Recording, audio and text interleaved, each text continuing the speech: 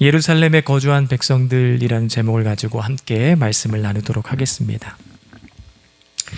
지난주 느헤미야 10장에서는 이스라엘 백성 모든 사람들이 하나님 앞에서 서약을 했습니다. 다음과 같은 약속을 실천하면서 우리가 살겠습니다 라고 했는데, 그 내용은 첫 번째, 우리 아들, 딸들은 절대 이방인들과 결혼시키지 않겠다라고 서약을 했어요. 그리고 두 번째로는 우리가 율법대로 하나님의 말씀대로 안식일을 지키겠습니다. 창조주 하나님을 기억하고 구원의 하나님을 기억하며 하나님의 형상을 안식일 가운데 우리가 이루길 원합니다. 그렇게 서약했습니다. 세 번째로는 성전에서 봉사하는 제사장들, 레위 사람들을 위해서 우리가 이스라엘 성전에 정기적으로 헌금하겠습니다. 첫 소산을 드리겠습니다. 레위인들을 통해서 각 성읍으로 돌아다녀 11조를 걷겠습니다. 그리고 성전의 창고를 채우겠습니다. 이 모든 일을 통해 제사의 불, 예배의 불을 꺼뜨리지 않기 위해서 서약을 했습니다. 오늘 본문에서는 10장 못지않게 중요한 실천사항이 하나 더 나와야 되는 것입니다. 그것은 무엇이냐면 6.2km나 되는 예루살렘 성벽을 중수했어요. 중수했는데 그것으로 끝난 것이 아니라 이스라엘 사람들이 이제는 예루살렘 성 안에 들어가서 살아야 되는 거예요.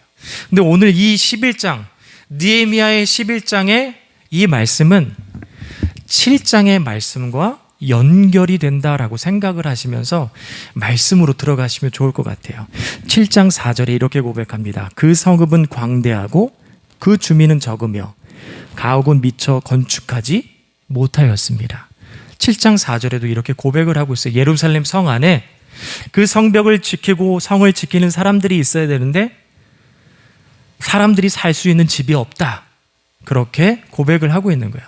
이스라엘 사람들이 포로 귀환을 했어요. 그래서 조상들의 땅에서 살고 집이 있거나 살 수 있는 곳에서 살고 있었습니다.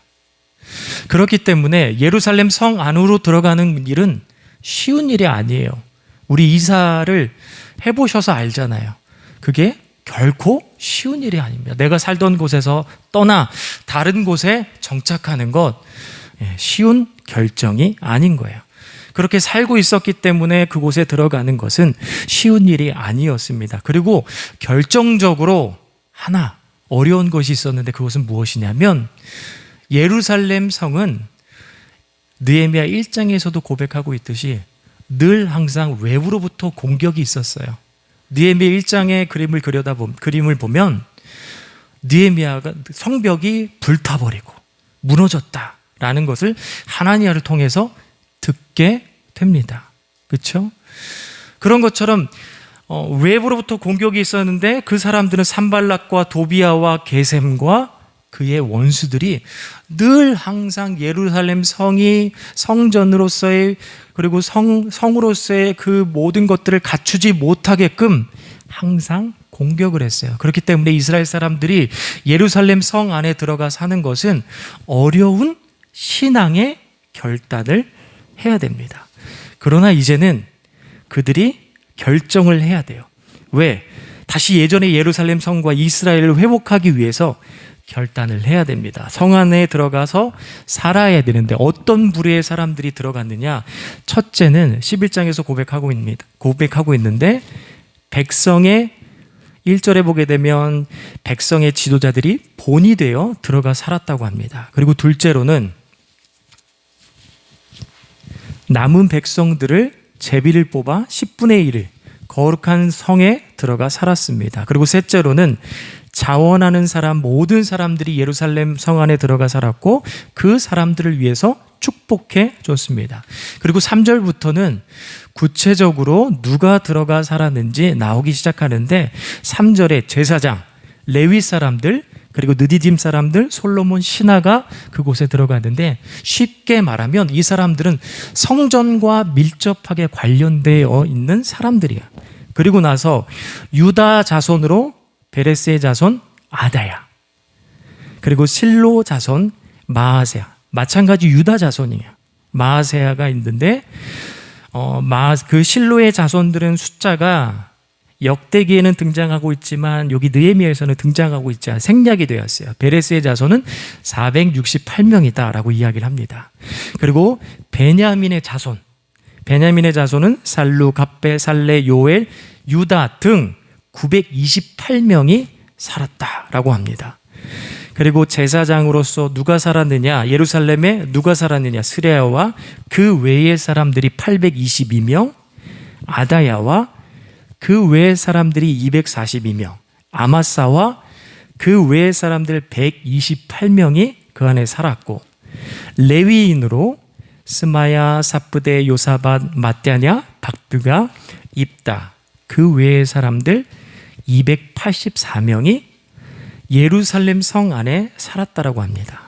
그리고 성문지기는 악굽과 달몬을 제외한 172명이 살았다고 하고 나머지 10분의 9가 유다 지파와 베냐민 지파에 흩어져서 살았다라고 합니다. 예루살렘 성 안에 들어간 사람들은 어떤 신앙을 소유했고 어떤 사람들인지 우리가 좀 더 나누길 원합니다. 느헤미야 8장부터는요, 이스라엘 백성들이 말씀을 통한 각성이 일어나요. 느헤미야 완전히 180도 이스라엘 공동체가 바뀌어버리는데 그 전에는 8장 이전에는 느헤미야를 비롯해서 느헤미야가 주도해서 성벽을 중수하고 그리고 공동체를 세우는 일을 했어요. 그런데 8장 이후부터 여러분들이 성경을 찾아서 보게 되면 느헤미야 이름이 잘 나오질 않아요. 8장 전에는 느헤미야를 비롯해서 느헤미야를 중심으로 이뤄서 모든 일을 진행했다면 그 이후로부터는 각성이 되어서 하나님 앞에 자발적으로 자원하는 마음으로 나아가는 거예요. 하나님 앞에, 말씀 앞에 섭니다. 자발적으로 하나님의 말씀을 듣길 원했어요. 수문 앞 광장에서 모든 사람들이 모여서 하나님의 말씀을 듣습니다. 그리고 나니까 각 절기가 회복되는 거예요. 그 어느 때보다도 기뻐할 수 있는 절기가 회복되고 집으로 돌아가서는 금식이 선포돼요. 그리고 사람들이 하나님의 말씀을 깨닫기 시작해요. 자복하였더라.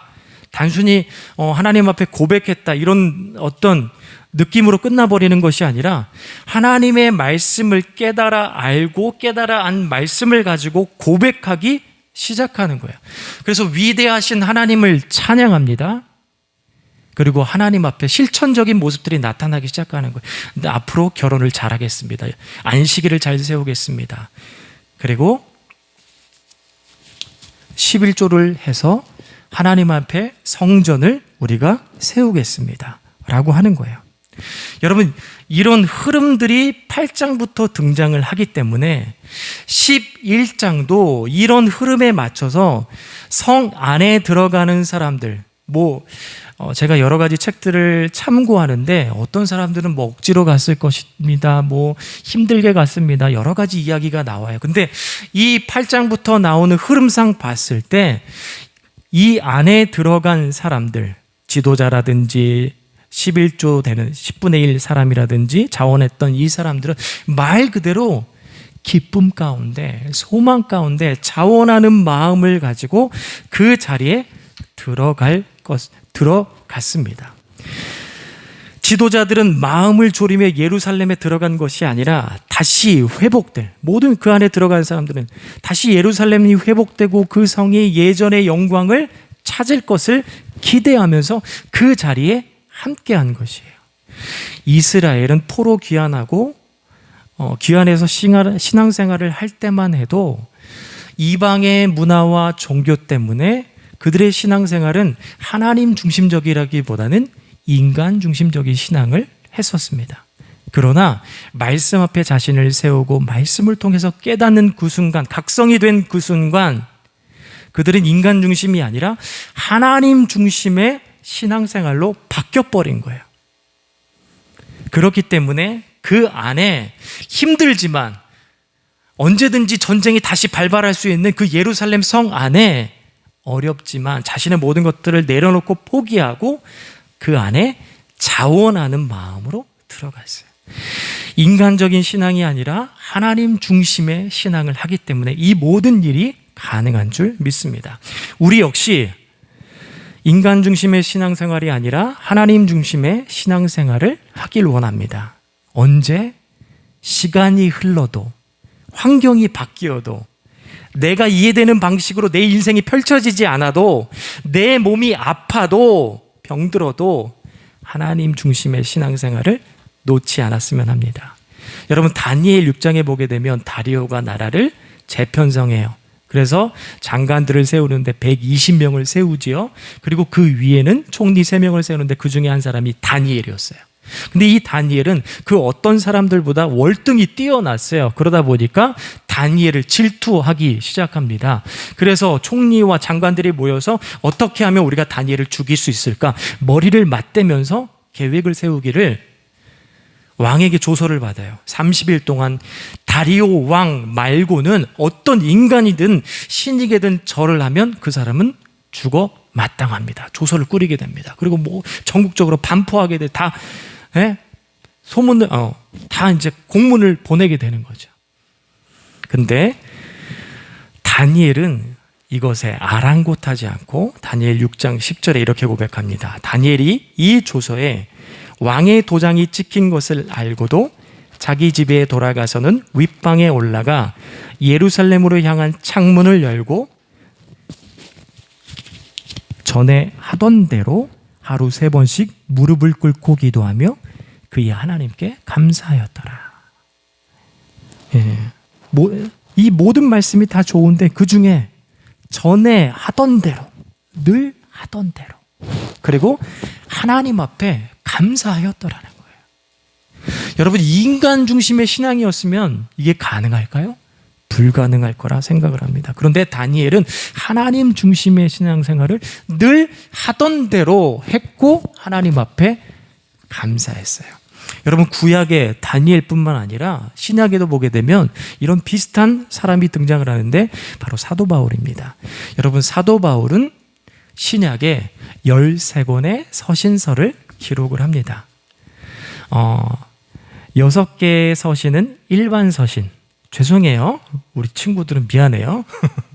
일반 서신이고, 그리고 3개는 목회 서신, 그리고 4개는 옥중 서신이에요. 옥중 서신은 말 그대로 내가 복음을 전하다 옥에 갇혀진 상황인 거예요. 복음을 전하다가 잘못해서 옥에 갇은 게 아니라 복음을 전하다 옥에 간 거예요. 근데 거기서도 여전히 교회를 세우면서 자기 자신을 걱정하기보다는 남을 더 걱정하고 교회를 걱정하면서 편지한 게 바로 그 옥중 서신인데 에베소서, 골로새서, 빌립보서, 빌레몬서예요. 재밌는 거는 그 주제를 보면 더 재밌어요. 에베소서의 주제는 뭐냐면 하나님의 최고의 걸작품인 교회의 영광. 나 지금 감옥에 있는데. 골로새의 주제는 죄송합니다. 모든 것에 모든 것이 되시는 그리스도의 탁월하신. 빌립보서의 주제는요, 환경을 초월하는 기쁨의 삶을 누리는 비결. 빌레몬서의 주제는 복음이 만들어내는 인격 변화와 사회의 개혁. 나 지금 감옥에 있는데 내가 하나님의 최고의 걸작품이라는 거예요. 교회가 하나님의 최고의 걸작품이라. 내가 지금 감옥에 있는데 어떤 신보다도 내가 믿는 그 하나님이 탁월하다라고 고백하는 거예요. 내가 지금 감옥에 있는데 하나님의 기쁨으로 충만하다라는 거죠. 내가 지금 감옥에 있는데 하나님께서는 내가 아니어도 다른 사람들을 변화시키실 것이고 이 사회를 바꾸실 것이라는 확신이 있는 거예요. 다니엘도 그렇고 사도 바울도 그렇고 인간 중심의 신앙이었다면 이거는 불가능했을 것입니다. 그리고 지금 이 예루살렘 성 안에 들어가고 있는 느헤미야의 공동체, 이스라엘 공동체 역시 하나님 중심의 신앙생활을 하고 있기 때문에 기쁨으로 그 안에 자원하여 들어갈 수 있었습니다. 여러분, 우리가 이와 같은 모습 가운데 신앙을 소유했으면 좋겠어요. 개척교회이지만 여러분, 한 주 한 주 새로운 일들이 있어요. 나름 스케줄이 있답니다. 지난주에는 저의 영원한 대대군정 예, 원래는 저를 대대군종을 세우려고 했었는데 잘 안 됐어요. 아무튼 대대군종이 찾아와서 교제를 나눴어요. 교제를 했는데 작년에 10월 달에 감사예배를 드렸는데 감사예배 때 못 왔어요. 왜냐면 그때 회사를 옮기면서 프로젝트를 막 진행하면서 팀장이 돼가지고 프로젝트를 진행하느라고 오질 못했어요. 그래서 교회를 어떻게 지었는지, 어떻게 살고 있는지, 그리고 기타를 하나 가지고 있는데 그 기타를 플로잉 해주고 싶은 마음이 들어서 왔어요. 그렇게 식사도 하고 차도 마시고 대화를 나누고 헤어졌습니다. 근데 문득 제 마음 가운데 감사한 마음이 들었어요. 어떤 감사한 마음이 들었냐면 대화를 하면서 뭐 상당 부분 사는 이야기와 그리고 아이들 키우는 이야기를 많이 했어요. 그런데 그 와중에서도 우리가 빼놓지 않고 했던 이야기가 어떤 이야기였냐면 신앙에 관련된 이야기였어요. 내가 만난 하나님, 그리고 나를 지금까지 인도하신 하나님, 하나님 아는 지식에 대해서 우리가 서로 이야기를 한 것에 대해서 너무 감사하더라고요. 여러분, 제가 원래는 얀센이라는 백신을 맞으려고 신청을 했는데 나이가 이제는 안 되는 거예요. 이제 무슨 말이냐면 제가 이제 군대를 제대한 지 따지고 보니까 한 20년이 된 것 같아요. 세월이 많이 흘렀어요. 세월이 많이 흘렀음에도 불구하고 그 친구와 나는 만나서 여전히 어떤 이야기를 하고 있느냐, 물론 사는 이야기도 했지만 신앙에 관련된 이야기를 했다라는 거예요. 그것에 너무 감사했어요. 여러분, 우리가 하나님 중심의 신앙, 우리 공동체가 하나님 중심의 신앙생활을 하고 나 개인이 하나님 중심의 신앙생활을 해서 우리가 계속해서 하나님을 아는 지식에 대해서 놓지 않는 저와 여러분이 되었으면 좋겠어요. 그러면서 제가 한 걸음 더 나아가서 생각이 드는 것은 뭐냐면 내 자녀들과도 신앙 이야기를 했으면 좋겠다라는 생각이 들더라고요. 하나님 중심적일 때 우리 라이가 뒤에서 아니래요. 이따가 외민 1시간 해주세요. 네, 그런 공동체가 되기를 축복합니다. 오늘 본문에 보게 되면 이 안에 들어간 사람이 유다 지파 베레스 자손이 자원하여 성 안에 들어갔다고 합니다. 그리고 베냐민 지파 역시 자원에 들어가 살았다고 합니다. 이 두 지파는요, 늘 하나님 앞에서 완벽하거나 하나님 보시기에 올바른 신앙을 선택한 지파가 아닙니다. 물론 훌륭하지만 그들 안에서도 역사 안에서 지우고 싶은 흑역사를 가지고 있는 두 지파예요. 여러분, 유다 지파를 먼저 보게 되면 유다 지파는요 12지파 중에 한 지파죠. 그리고 우리가 너무나도 잘 아는 고백, 이 산지를 내게 주소서. 누구의 고백이죠? 바로 우리가 여호수아를 보게 되면 갈렙의 고백입니다. 갈렙이 유다 지파예요. 그리고 그 이후에 다윗이 유다 지파고 또 여러 왕들이 유다 지파예요. 훌륭한 사람들이 유다 지파 안에서 나오고 하나님 앞에서의 신앙적인 고백을 보여주기도 했습니다. 그런데 이 유다가 처음에 결혼하는 장면을 우리가 창세기를 통해서 보게 되면 그렇게 아름답지 않습니다. 창세기 38장에 보게 되면 유다가 형제를 떠나 처음 결혼을 하게 되는데, 여러분, 유다라고 하면은 이삭과 같이 하나님의 인도하심을 따라서 아내를 맞이해야 되는데 그게 아니더라는 거예요. 형제로부터 떠나 가나안 여인을 아내로 맞이하고 이방 며느리 다말을 통해서 베레스와 세라를 낳는 거예요. 오늘 나오는 이 베레스 자손, 베레스라고 하는 이 자손이 그런 결혼 가운데 그러한 이방 여인을 맞이하고 아내로 맞이하고 또한 며느리도 맞이해서 얻은 자손들이 바로 베레스의 자손인 것이에요. 베레스와 세라를 얻게 됩니다. 여러분, 베냐민 지파 역시 12지파 중에 하나입니다. 그리고 이스라엘이 남과 북으로 나뉘어질 때 북으로 올라가지 않고 남에 남아있는 옳은 선택을 하게 됩니다. 그러나 베냐민 지파 안에서도 에웃이라든지 예레미라든지 그리고 사도 바울이라든지 이런 훌륭한 신앙 고백을 한 사람들이 있어요. 그리고 이런 훌륭한 선택도 합니다.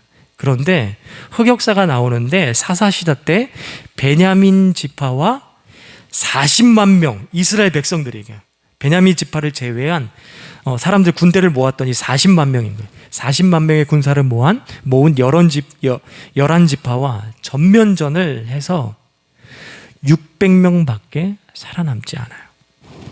역사적으로 참 안타까운 일들이 있었습니다.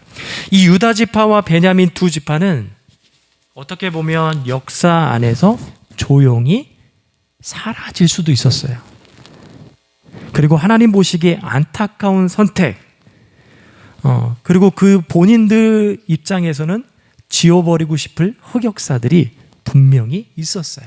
그러나 하나님의 은혜로 이 두 지파는 역사 속에서 사라지는 것이 아니라 살아남게 되고, 그리고 지금은 하나님의 은혜로 예루살렘 성을 지키는 일을 감당하고 그들을 향해 또한 용사라고 지금 하나님은 부르고 있습니다. 여러분, 이런 흑역사가 유다 지파에만 있었을까요? 베냐민 지파에만 있었을까요? 아니에요. 아브라함에게도 있었어요. 모세에게도 있었어요. 그리고 다윗에게도 있었어요. 그리고 예수님의 12제자에게도 있었고 사도 바울에게도 이런 흑역사가 있었어요. 우리도 마찬가지죠. 우리 안에도 유다 지파와 베냐민 지파 그리고 기타 등등의 어떤 신앙의 사람들과 동일해요. 우리 안에도 그런 지우고 싶은 흑역사들이 있습니다. 그러나 분명한 사실은 무엇이냐면 지금 우리가 살아 이 순간 여기에 있고 또한 예배를 드리고 있다라는 거예요. 그렇기 때문에 우리가 기억해야 될 것이 있습니다. 부족함에만 사로잡혀서 하나님 앞에 불평과 불만으로 서기보다는 지금 우리가 있는 이 자리에서 다니엘과 같이 감사를 회복하고 또한 하나님께서 내게 베푸신 그 은혜가 무엇인지 찾아 묵상하는 사람들이 되어야 되는 것이에요. 여러분, 지금 이 순간 남들과 비교했을 때 내가 상상하는 그런 어떤 삶이 아닐 수도 있어요. 그러나 그것조차도 하나님께서 나를 최고의 선으로 인도해 가고 있는 것이라는 것을 기억했으면 좋겠습니다. 마지막으로 15절부터 20절까지는요, 예루살렘 성 안에 들어간 레위인들에 대해서 말씀을 하고 있는데, 이 레위인들은 레위인들이 기본적으로 했던 일들이 있어요. 제사를 주도적으로 했던 것, 그리고 48개의 성읍에 흩어져서 하나님의 말씀을 가르쳤습니다. 그리고 오늘은 16절부터 그 외에 3가지 일들을 더 했다라고 이야기를 하는데, 어떤 일을 했느냐, 16절에 보게 되면 하나님의 전에 바깥일을 맡았다고 합니다. 바깥일. 여러분, 바깥이라는 말은 히브리어로 히촌이라는 단어를 쓰고 있는데 그 의미로는 세상적인 의미를 담고 있어요. 세상적인. 쉽게 말하면 뭐냐면 앞에서 사람들이 보는 곳에서 제사를 드리는 일뿐만 아니라 보이지 않는 세상 속의 일들도 함께 연결해서 감당했다라는 거예요. 여러분, 우리도 이스라엘 마치 레위 지파 사람들처럼 예루살렘 성을 회복하기 위해서, 예루살렘 성을 지키기 위해서 그곳에 들어가서 그 성전 안과 밖을 연결한 레위인들과 같이 우리 안에도 보이는 곳과 보이지 않는 그곳이 연결되어야 됩니다. 연결하는 그런 사람이 되어야 되는 거예요. 보이는, 교회 안에서의 보이는 모습만 꾸미는 것이 아니라 보이지 않는 세상 밖까지도 함께 연결해서 신앙으로 연결해서 사는 우리가 되어야 될 줄 믿습니다. 그리고 17절에 보게 되면 레위인들은 기도를 도우는 사람이었다라고 해요. 그리고 그 기도는 심지어 하나님 앞에 감사로 인도했다라고 합니다. 제가 전에도 한번 고백을 했지만 교회 안에서 이런 소리가 났으면 좋겠어요.